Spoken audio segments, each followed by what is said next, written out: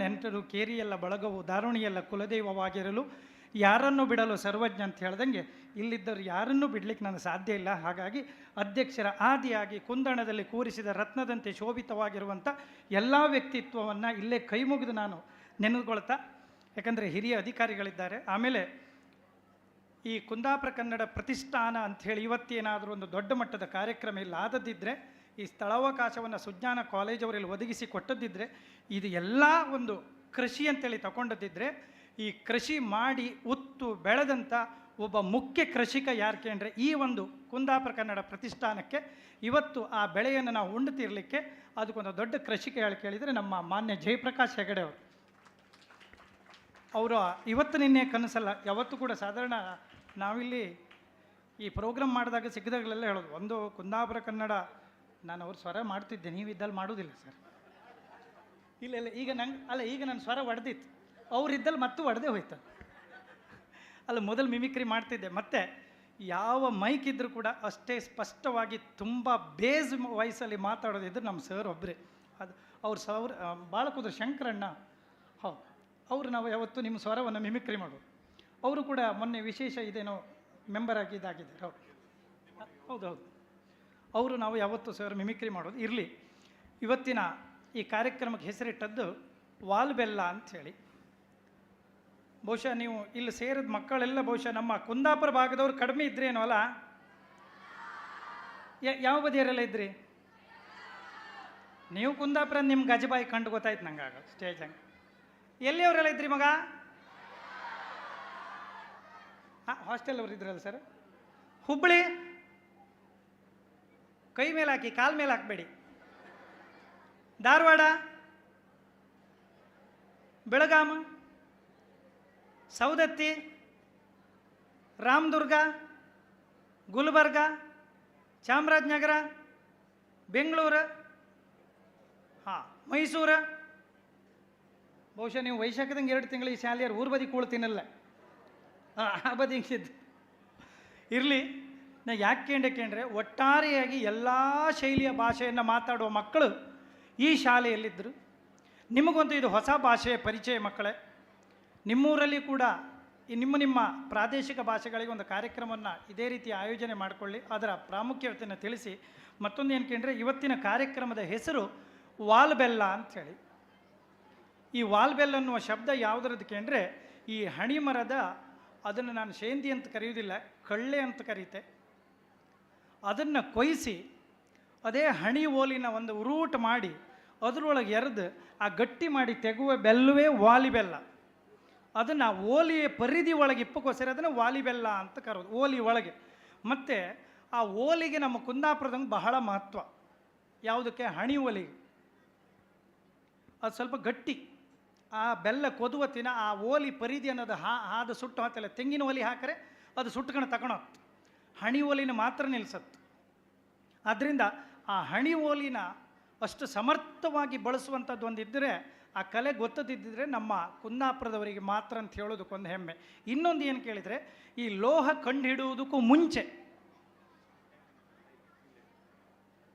ಈ ಮಕ್ಕಳಿಗೆ ಅರ್ಥ ಆಗ್ತಿಲ್ಲೋ ಎಂಥದ್ದು ಮಾರ್ರೆ, ಒಟ್ಟಿದೆ ಯಜ್ಞಕ್ಕೆ ಕುದುರಿನ ಕಟ್ಟಿ ತಂದು ತಿಳಿಯಕತ್ತವ ತಿಳಿಯತೈತಿ. ಹಾಂ,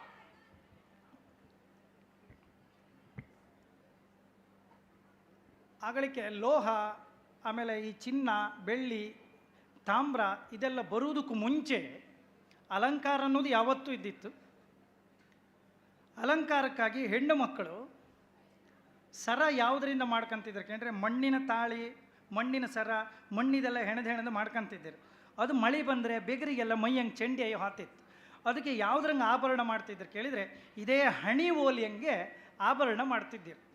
ಕೆಮಿಗೆ ಹಾಕೋದು, ಕೊರ್ಲಿನ ಸರ, ಕೈ ಬಳಿ, ಕಾಲಿನ ಬಳಿ, ಬೇಕಾದ್ದೆಲ್ಲ ಈ ಲೋಲಾಕ್ ಎಲ್ಲ ಕೆಮಿಗುಂಡು ಪೂರ ಎಲ್ಲ ಹೈಕಂತಿದ್ದೀರಿ. ಅದನ್ನು ಓಲಿಯಂಗೆ ಮಾಡೋದಿದ್ದಿತ್ತು. ಕೊನೆಗೆ ಸರ ಹೋಯ್ತು, ಎಲ್ಲ ಹೋಯ್ತು. ಕೆಮಿದು ಮಾತ್ರ ಆ ಹೆಣ್ಣು ಮಕ್ಕಳು ಅದನ್ನು ಹಾಗೆ ಉಳಿಸ್ಕೊಂಡು ಬಂದರು. ಯಾವುದು? ಓಲಿಯಂಗೆ ಮಾಡೋದು. ಅದಕ್ಕೆ ಈ ಕಿವಿಗೆ ಹಾಕುವ ಆಭರಣಕ್ಕೆ ಯಾಕೆ ಓಲೆ ಅಂತ? ಓಲೆ ಅಂದ್ರೆ ಅರ್ಥ ಎಂತ? ಓಲಿ ಅಂದರೆ ಎಂತ? ಓಲಿ ಅಂದರೆ ಇದೆ. ಹಣಿ ಓಲಿ ಹಂಗೆ ಆಗಳಿಕೆ ಲೋಹ ಮತ್ತೊಂದು ಕಂಡಿಡಿಕಿದ್ರೆ ಮುಂಚೆ ಈ ಭಾಗದ ಜನರು ಎಲ್ಲರೂ ಕೂಡ ಈ ಹಣಿ ಓಲಿ ಹಂಗೆ ಆಭರಣ ಮಾಡಿ ಕೆಮಿಗೆ ಹೈಕಂತಿದ್ದೀರ. ಸರಗಿರ ಎಲ್ಲ ಮತ್ತೆ ತೊಳೆದು ಹೋದರೆ ಅದು ಕೆಮಿ ಇಲ್ಲ ಅಂದರೆ ಇದಕ್ಕೆ ಓಲಿ ಅಂದು ಅಂತ ಕೇಳ್ಕ. ಇಲ್ಲಿ ಓಲಿ ಇತ್ತ ಈ ತೆಂಗಿನ ಸಸ್ಯ ಇಲ್ಲ ಹಣಿ ಕಳ್ಳು ಕೊಯ್ಸಿ ಇದು ಕೆಮಿಗೆ ಹರಿತ್ರ ಬೆಲ್ಲ ಮಾಡೋಗಿಲ್ಲಲ್ಲ. ಆ ಓಲಿಯ ಆಭರಣ ಇರುವುದರಿಂದ ಇದನ್ನು ಕಿವಿಯೋಲೆ ಬೆಂಡೋಲೆ ಅಂತ ಕರೆಯೋದು. ಈಗ ಸುಳ್ಳು ಅರ್ಕಾಣಿ ನೀವು ಯಾವುದು ನಾವು ಈ ಆಗಳಿಗೆಲ್ಲ ಬರೆದಿಡೋಕೆ ತಾಳೆಗರಿ ಇದ್ರಂಗೆ ಬರೀತಿದ್ದಾರೆ. ಹಣಿ ಓಲಿ ಹಂಗೆ ಬರೀತಿದ್ದಾರೆ. ಹಣಿ ಓಲಿ ಯಾರಿಗಾರು ಇನ್ನೊಬ್ಬರಿಗೆ ಕೊಡುವುದಿದ್ರೆ ಅದನ್ನು ಕರೆಯೋಲೆ ಅಂತ ಕರೀತಿದ್ರು. ಆ ಓಲೆ ಅನ್ನುವ ಶಬ್ದ ಇವತ್ತು ಉಳಿದು ನ್ಯಾಯಯುತವಾಗಿ ಉಳಿದು ಬಂದಿದ್ದರೆ ನಮ್ಮ ಕುಂದಾಪುರದಲ್ಲಿ ಮಾತ್ರ ಅಂತ ಹೇಳೋದಕ್ಕೆ ನಮಗೊಂದು ಹೆಮ್ಮೆ, ಒಂದು ಚಪ್ಪಾಳೆ ಈ ವಾಲಿಬೆಲ್ಲ ಅನ್ನುವ ಶಬ್ದಕ್ಕೆ ಇರಲಿ. ಅದಕ್ಕಾಗಿ ಕರೆಯೋಲೆ, ಕಿವಿಯೋಲೆ, ಬೆಂಡೋಲೆ, ವಾಲಿಬೆಲ್ಲ ಅಥವಾ ಓಲೆ ಇದ್ದದ್ದನ್ನು ನಾವು ಅದನ್ನು ನಮಗೆ ಬೇಕಾದಂತೆ ನಾವು ಕುಂದಾಪುರದವರು ಗ್ರಾಮ್ಯಕ್ಕಾಗಿ ಬಳಸ್ಕೊಂಡದ್ದು. ಆದ್ದರಿಂದ ಈ ಯಾವುದೇ ಗ್ರಾಂಥಿಕ ಕನ್ನಡವನ್ನು ಗ್ರಾಮ್ಯಕ್ಕಾಗಿ ಬಳಸ್ಕೊಂಡದಿದ್ದರೆ ಅದು ಅವ್ರು ಅನ್ಎಜುಕೇಟೆಡ್ ಅಂತೇಳಿ ಅಲ್ಲ, ಆ ಊರಿನ ಭೌಗೋಳಿಕ ಪ್ರದೇಶಕ್ಕೆ ತಕ್ಕಂತೆ ನಾವು ಅದನ್ನು ಮಾತಾಡ್ಕೊಂಬುದು ಅಷ್ಟೇ ಬಿಟ್ಟರೆ ಮತ್ತೇನಲ್ಲ. ಯಾಕಂದರೆ ಲಾಕ್ಡೌನ್ ಟೈಮಿಗೆ ಒಂದು ಅಂಗಡಿಗೆ ಹೋಗಿ ನಾವು ಕೇಳದ್ದು ಚೌಂತಿಕಾಯಿ ಕೊಡಿ ಅಂದದ್ದು. ಅವ ಚೌಂತಿಕಾಯಿ ಇಲ್ಲದೆ ಹೋಯ್ತಂದ 2 ಹೆಡಗಿ ಬೆಚ್ಕೊಂಡಿದ್ದ ಅವನು ಚೌಂತಿಕಾಯಿ. ಅವ ಲಾಕ್ಡೌನ್ ಅಂದಲೇ ಪರೂರಂಗೆ ಲಾಸ್ ಆಗಿ ಇಲ್ಲಿ ಬಂದು ಅಂಗಡಿ ಬೆಚ್ಕೊಂಡಿದ್ದ. ಅವನಿಗೆ ಚೌಂತಿಕಾಯಿ ಅಂದ್ರೆ ಗೊತ್ತಿಲ್ಲ, ಅವನು ಸಣ್ಣತಲೆ ಊರು ಬಿಟ್ಟಿದ್ದ. ಅವನ ಹೆಸರಂಗದು ಸೌತಿಕಾಯಿ, ನಮ್ಮ ಹೆಸರಂಗದು ಚೌಂತಿಕಾಯಿ. ಕೊನೆಗೂ ಅವನು ಚೌಂತಿಕಾಯಿ ಇಲ್ಲದೆ ಹೋಯ್ತಂದ. ಕಡೆ ನಾವು ಹೆಕ್ಕಿ ಕೊಟ್ಟರ ಮೇಲೆ ಮಗ ಇದನ್ನು ನಿಮ್ಮೂರಂಗೆ ಸೌತಿಕಾಯಿ ಅಂತ ನಮ್ಮೂರಂಗೆ ಚೌಂತಿಕಾಯಿ ಅಂತ ಹೇಳ್ತಾರೆ. ಅದಕ್ಕಾಗಿ ಈ ಗ್ರಾಂಥಿಕ ಕನ್ನಡವನ್ನು ನಾವು ಬೇಕಾದಂಗೆ ನಮ್ಮ ಊರಲ್ಲಿ ನಾವು ಬಳಸ್ಕೊಂಡಂಗೆ. ಅದಕ್ಕಾಗಿ ಈ ಕುಂದಾಪುರ ಕನ್ನಡ ಪ್ರತಿಷ್ಠಾನದವರು ಸರ್ ಆಯಿತಾ ಟೈಮ್ ಆಯ್ತು ನಂಗೆ ಹೇಗಳಿಗೆ ಅಂತ ಗೊತ್ತಾ, ನಾನು ಹುಟ್ಟದ್ದೇ ಒಂಚೂರು ತಡ ಅಂಬರು ಎಲ್ಲ ಅಮ್ಮ ಹೇಳತ್ತಿಪ್ಪಳು ಎಲ್ಲರೂ ಒಂಚೂರು ಗಡಿ ಬಿಡಿ ತಿಂಗಳು ಐಕಿದ್ರೆ ಹುಟ್ಟುತ್ತಾರಲ್ಲ. ನಾನೊಂದು 4 ವರ್ಷ ತಡ ಹುಟ್ಟದ್ದಮ್ಮ. ನಂಗೆ ಎಲ್ಲ ಕಾರ್ಯಕ್ರಮಕ್ಕವರು ಮಾತಾಡೋಕ್ಕೆ ಸಮಯ ಸಿಕ್ಕುವುದಲ್ಲ ಮರ. ಮನೆಗೆ ಮಾತಾಡ್ತಿ ಅಂದರೆ ಹೆಂಡತಿ ಬಿಡುವುದಲ್ಲ, ಇಲ್ಲಿ ಮಾತಾಡ್ತಿ ಅಂದ್ರೆ ಸಮಯ ಆಕೆಯರಿಗೆಲ್ಲರೂ ಮೈಗೆ ಸಿಕ್ಕೋದು ಹಂಗಪ್ಕೋಯ್. ಮತ್ತು ಕೆಲವು ಸರಿ ನಾನು ನೀವು ಇಲ್ಲಿ ಕರೆದಲ್ಲಿ ಯಾಕೆ ನಾನು ಆಚೆಗೆ ಹೋಗಿ ಪಂಜಿ ಉಟ್ಕೊಂಡಿಕೇನ್ರಿ ಸರ್, ಕುಂದಾಪುರ ಕನ್ನಡ ಕಾರ್ಯಕ್ರಮ ಎಲ್ಲರೂ ಪಂಜಿ ಉಟ್ಕೊ ಬರ್ತಾರೆ. ನನ್ನ ಸೋಲಿಗೆ ನಾನು ಸತ್ತಿನಾಥದರನ್ನ ಬೇಗ ಎಬ್ಸಿ 8:50 ಅಂಗಡಿಗೆ ಹೋಗಿ ನಾನೇ ದೇವ್ರ ಆಣೆ ಹೋದ್ಬೇಕು, ದೇವ್ರ ಆಣೆ. ಇವತ್ತು ಅವ್ರ ಮಗ ಗಿರಿ ಅಂದ್ರೆ ಇದ್ರ ಕಾಣಿ ಗಿರಿಪೈ ಅವ್ರಿಗೆ ಕೇಳಿ ನಾನೇ ಶಟರ್ನೆಲ್ಲ ತೀರಿಸಿ ಕಬ್ಬಿನಲ್ಲಿ ಮಿಶ್ರಗಣ ತೀರಿಸಿ ಒಂದು ಪಂಜಿ ಉಟ್ಕೊ ಬಂದು. ಇಲ್ಲಿ ಯಾರೂ ಪಂಜಿ ಹಾಕ ಬರಲ್ಲ. ನನಗೆ ಆಗಳಿಂದ ಇಲ್ಲವರೆಗೆ ಬರ್ಗಿ ಉಟ್ಕೊಂಡು ಎಲ್ಲ ಸೊಂಟ ತಪ್ಪಿ ಹೊತ್ತೇನೋ ಎಲ್ಲೋ ಜಾರಿ ಹೊತ್ತೇನೋ ಒಂದು ಪುಕ್. ಮತ್ತೊಂದು ಸಾಂಸ್ಕೃತಿಕ ಕಾರ್ಯಕ್ರಮಕ್ಕೆ ನಾನೊಂದು ಪಂಜಿ ಉಟ್ಕೊಂಡು ಹೋಯ್ದು. ಹೀಗೆ 7-8-10 ಟೀಮಿನ ಮಕ್ಕಳ ಕಾರ್ಯಕ್ರಮ ಮಾಡುವತ್ತೀನಿ ಅವ್ರಿಗೆ ತುಳಸಿ ಪೂಜೆ ಮಾಡ್ಕಿದ್ದೆ. ಅವನ ಹತ್ರ ಪಂಜಿ ಇಲ್ಲ. ಮನುವಣ್ಣ ನಿಮ್ಮ ಪಂಜಿ ಕೊಡ್ತಾರೆ ಕಂಡ ಅವ ಪಂಜಿ ನನ್ನ ಹಾಫ್ ಪ್ಯಾಂಟ್ ಹಾಕೊಂಡ ಹಂಗೆ ನಿಂತಿದ್ದಿ. ಅವ ಫಂಕ್ಷನ್ ಮುಗಿಸ್ತಾನೆ ಪಂಜಿ ತಕ ಅದನ್ನು ತರಲೇ ಇಲ್ಲ.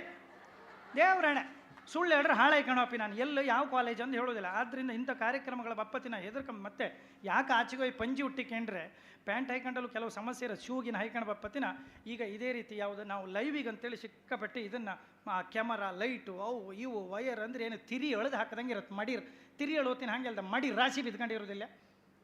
ಮಕ್ಕಳು ನಿಮ್ಗೆ ಅರ್ಥ ಆಗತ್ತಾ?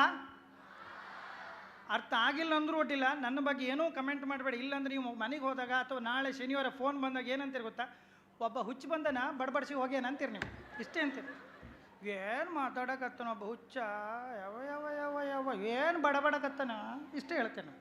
ಯಾಕಂದ್ರೆ ನನಗೆ ಗೊತ್ತಿದೆ, ನಾನು 15 ವರ್ಷ ಉತ್ತರ ಕರ್ನಾಟಕದಲ್ಲೇ ಇದ್ದೆ. ನನಗೆ ಉದ್ಯೋಗದಲ್ಲಿ ಮೊದಲು ಅನ್ನ ಕೊಟ್ಟದ್ದಿದ್ರೆ ಅದು ವಿದ್ಯಾಭ್ಯಾಸ ಮತ್ತು ಹುಟ್ಟಿನಲ್ಲಿ ಅನ್ನ ಕೊಟ್ಟದ್ದಿದ್ರೆ ಕುಂದಾಪುರ, ಉದ್ಯೋಗಕ್ಕೆ ಮೊದಲೇ ನನಗೆ ಅನ್ನ ಕೊಟ್ಟದ್ದಿದ್ರೆ ಉತ್ತರ ಕರ್ನಾಟಕ. ಅದಕ್ಕಾಗಿ ನಮಗದೊಂದು ಹೆಮ್ಮೆ. ಇದು ಬೇಕು ಮಕ್ಕಳೇ. ಸಂಜೆ ಆದಂಗೂ ಈ ಚಪ್ಪಾಳೆ, ಈ ಸಿಳ್ಳೆ, ಈ ಒಂದು ಕೂಗು ಬೇಕೇ ಬೇಕು. ಯಾಕಂದರೆ ಒಂದು ಬದಿಗೆ ಚಳಿ, ಒಂದು ಬದಿಗೆ ತಡ ಆಯಿತು, ಒಂದು ಬದಿಯಲ್ಲಿ ನಿಮಗೆ ನೆಕ್ಸ್ಟ್ ಹಾಸ್ಟೆಲಿಗೆ ಹೋದರೆ ಮತ್ತು ನಾಳೆ ಬೆಳಿಗ್ಗೆ ಏಳಿಸ್ತ್ರೇನು ಅನ್ನುವುದು ಒಂದು ತಲೆ ಬಿಸಿಯಲ್ಲಿ ನಿಮಗೆ. ಈ ಹಾಸ್ಟೆಲಲ್ಲಿ ನಿಮಗೆ ಹೌದಾದ್ರೂ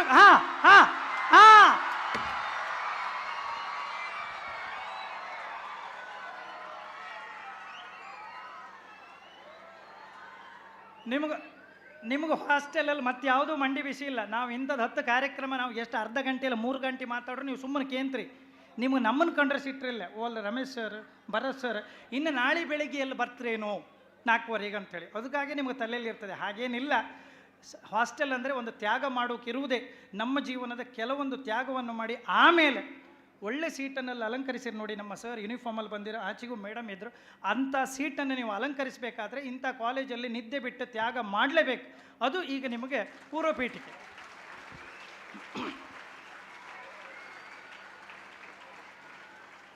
ಯಾಕಂದರೆ ಇಲ್ಲಿ ಈ ವಾಲ್ಬೆಲ್ಲ ಕುಂದಾಪುರ ಕನ್ನಡ ನಾನು ಕೆಲವೊಂದು ಕಡೆ ಹೇಳಿರ್ತೇನೆ. ಯಾಕಂದರೆ ಈ ಯಾವಾಗ ಕುಂದಾಪುರ ಸರ್ ಸಾಕಾ ಸಾಕಾ ಅಲ್ಲ ಮಕ್ಕಳು ಪಂಜು ಸರ್ ಇದ್ರು ಅವರೆಲ್ಲ ಸಾಕಾ ಸಾಕಲ್ಲ ಮೇಡಮ್ ಹಾಂ ಬೇಕಂದ್ರೂ ಮತ್ತೆ ಸಮಯ ಇಲ್ಲ. ಯಾಕಂದರೆ ಇಲ್ಲೆಲ್ಲ ಕೂತದ್ದು ನನ್ನಿಂದ ಎಲ್ಲ ರೀತಿಯಲ್ಲಿ ಹಿರಿಯವರು, ಆದ್ದರಿಂದ ಅವರನ್ನು ಕಾಯಿಸುವಂಥ ವ್ಯವಧಾನ ಅಥವಾ ಆ ದುಸ್ಸಾಹಸಕ್ಕೆ ನಾನು ಕೈ ಹಾಕೋದಿಲ್ಲ. ಯಾಕಂದರೆ ಅವರೆಲ್ಲರೂ ನನ್ನಿಂದ ಹಿರಿಯವರು, ಅವರೆಲ್ಲರೂ ಮಾತಾಡಬೇಕಂತ ಹೇಳ್ತಾ, ಈ ಯಾವತ್ತು ನಾವು ಆಧುನೀಕರಣ ಅಂಥೇಳಿ ಹೊತ್ತು ಆವಾಗ ಈ ನಮ್ಮ ಸಂಸ್ಕೃತಿ ಅನ್ನೋದು ಪತನ ಆಗ್ತಾ ಹೋಗುತ್ತೇನೆ. ಈಗ ಸಂಸ್ಕೃತಿ ಅನ್ನೋದು ಏನು ಕೇಳಿದರೆ, ನಾವು ಫಾಸ್ಟ್ ಬೆಳವಣಿಗೆ ಅನ್ನೋದರ ತುತ್ತ ತುದಿಯಲ್ಲಿದ್ದೇವೆ. ಒಂದೇ ಮುಕ್ಕರಿಸಿ ಮುಂದೆ ಬೀಳಬೇಕು, ಇಲ್ಲ ನಾವು ಹಿಂದೆ ಬರಬೇಕು ಅಷ್ಟೇ. ಬಿಟ್ಟರೆ ಆ ಸಂಸ್ಕೃತಿ ಅನ್ನೋದು ಏನು ಅನ್ನೋದು ನಮಗೆ ಗೊತ್ತೇ ಇರೋದಿಲ್ಲ.